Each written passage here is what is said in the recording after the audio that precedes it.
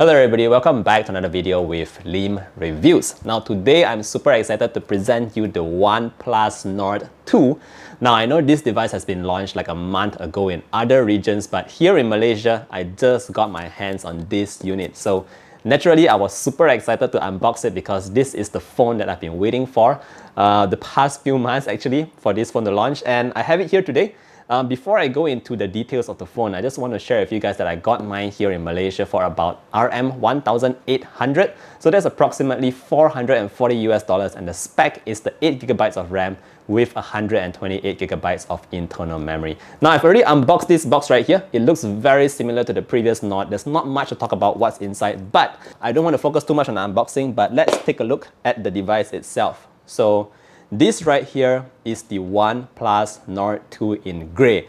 And honestly speaking, when I first removed it from the box, I was super excited because it looks amazing, guys. This is a great design. I personally like this kind of design. It's very simplistic, minimalist, and I just love the design language from OnePlus. So this is the grey version like I mentioned. There is also the blue, but I decided to go with the grey because it looks like a certain Audi color, Nardo grey, if you know that. Very nice stuff here. So let me talk very quickly about the design and then we'll talk about how it actually feels like to use this device. Right, so first up, check out the design here, guys. It looks very nice. On the back, we have this matte kind of back cover here. It is a very smooth kind of matte. It's not the matte that you see on other phones where you actually have fingerprints still sticking around. This one is completely clean, so I love that about the OnePlus Nord 2. Apart from that, one thing I didn't really like here is at the bottom of the device. Right here, we have the full address of OnePlus factory. This is ridiculous. It says here 18FC, Terra Building, Futian, Shenzhen, Guangdong, PRC. Otherwise, it looks amazing, guys. This is a great feeling phone. So again, when I first took it out from the box, it felt premium. There's a certain heft to it. It doesn't feel like a cheap device at all. And on the sides here, notice that we have these chrome sides all over. Again, I would have preferred to go with a more matte-ish kind of design, but it is chrome, so it is what it is. The good news here is that the comeback of the OnePlus slider is back, so you can just slide it to go into your silent mode or your vibrate mode and just back to your normal mode. Very good to see that the slider is back because we missed that on the OnePlus Nord CE. Right, on the other sides here is pretty clean, nothing much, your volume rocker. At the bottom, you get your Type-C port, of course, your stereo speakers, and no headphone jack. So this is what you get with the OnePlus Nord 2. Again, in terms of the design, you probably already know that I'm super excited and very liking it very much. But yes, it's just that address at the bottom. Otherwise, it is close to perfect.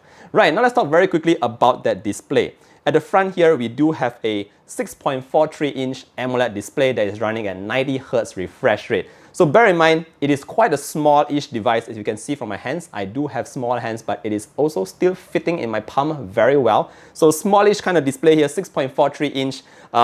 Although it's AMOLED, I did notice that the colors were not like super punchy. It wasn't also very like full of contrast. It's okay. It's a decent contrast level kind of AMOLED panel here.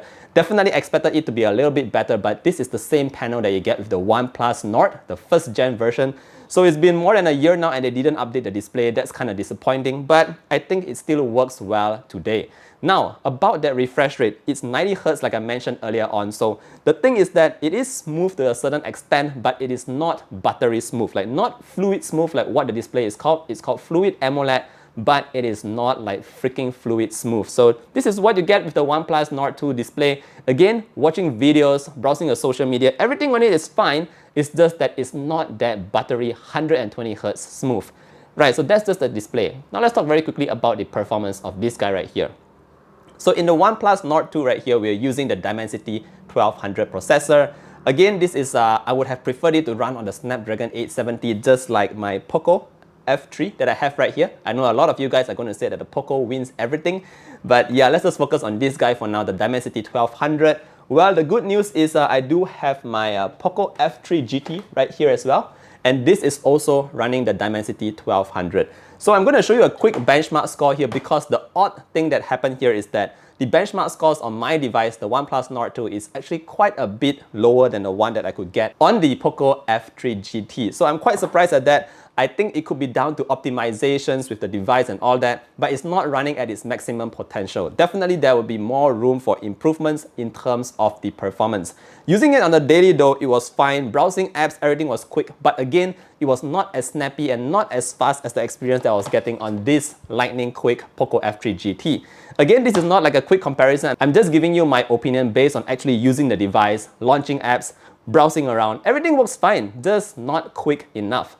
But that's just the Dimensity 1200.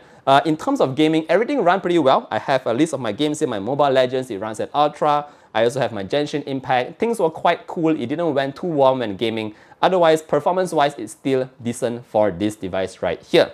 Now that we've got the performance out of the way, let's talk very quickly about the cameras at the back because this is where it's supposed to shine.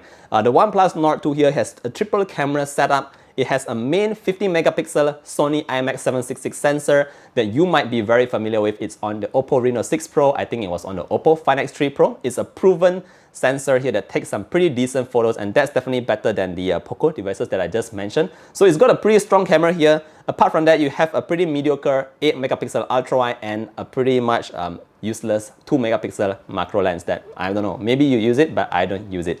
So those are the sensors that you have here. But enough talking about the sensors, let's talk about the image quality. I'm going to show you guys a couple of photos here so you can see what kind of pictures you can actually get with the OnePlus Nord 2. Now, if you can see from this roll of images here, basically when there is decent sunlight, good lights and all that, you can get some pretty good photos here. Images turn out very sharp. The colors are also very natural. It reminds me of the OnePlus 9 series with its Hasselblad. So in terms of night mode as well, things are looking good here for the main sensor. Everything looks nice. It's very clean, very little noise here. The only problem I had with the sensors here was actually in the ultra wide where it did not capture enough detail. It's only an 8 megapixel here, so if you are the kind of person who takes a lot of ultra wides, this might not be for you. But if you're just like any other normal person and you use only the main sensor, the Sony IMX766, you'll be pretty pleased with the performance of the cameras on the OnePlus Nord 2 right here. So that's just in terms of the cameras. Very quickly, we're going to talk about the speakers as well as the haptics, because haptics is the one thing that I always talk about in all my videos. In terms of the speakers wise, it comes with the pretty standard stereo speaker setup. It gets loud, it's very clear, it's very crisp, nice audio there. I might actually record a clip for you to check out.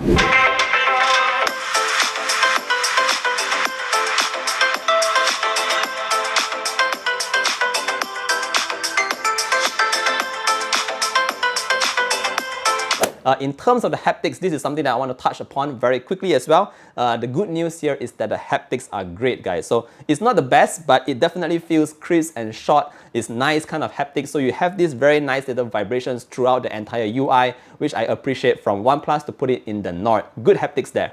Last but not least, let's talk about the battery in the back. So for a device this slim, you would expect it to not have a large battery. Well, it does come with a 4500 mAh battery, obviously not the largest, but the charging speed is pretty impressive. So according to OnePlus, if you use the charger that came in the box, this guy right here, it is able to do 0 to 100% in just 30 minutes. So pretty quick for that. I still have to charge that out because I don't really get my device to 0%. I don't know who does that. Any one of you does that? Get your device to 0%. But yeah, it's supposed to be very fast here with the charger that came in the box.